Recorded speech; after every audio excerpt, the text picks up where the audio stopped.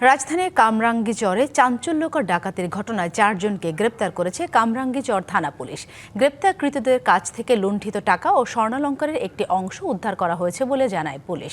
বুধবার সকালে ডিএমপির মিডিয়া সেন্টারে সংবাদ সম্মেলনে পুলিশ জানায়, গত 18 জুলাই কামরাঙ্গীরচর এলাকায় একটি বাসায় ডাকাতির ঘটনা তদন্তে নেমে প্রথমে সজীব নামে একজনকে গ্রেপ্তার করা হয়। পরে তার দেওয়া তথ্যের ভিত্তিতে মূল পরিকল্পনাকারী গৃহবধূ জেসমিন সহ আরও 3 জনকে আটক করে পুলিশ।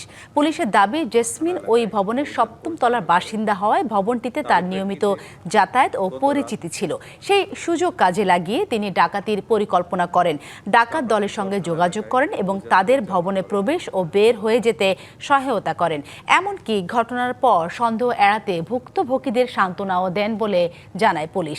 অভিযানে গ্রেপ্তারকৃতদের কাছ থেকে নগদ 2,20,000 টাকা এবং লুণ্ঠিত স্বর্ণালংকারের একটি অংশ উদ্ধার করা হয়েছে। পুলিশের তথ্য অনুযায়ী এই ঘটনায় মোট 8 জন জড়িত। তারই প্রেক্ষিতে গত রাত এই ঘটনার মূল হোতা এবং মূল পরিকল্পনাকারী একই ভবনে 7ম তলায় বসবাসরত জিয়াসমিন ওরফে ইয়াসমিন নামে এক গৃহবধূ। এই চাঞ্চল্যকর ডাকাতির ঘটনা তদন্ত করতে গিয়ে আমরা দেখলাম পুরো ডাকাতির পরিকল্পনা, বাস্তবায়ন এবং ডাকাতি শেষ হওয়ার পর পর্যন্ত একক নেতৃত্ব সেই দিয়েছে।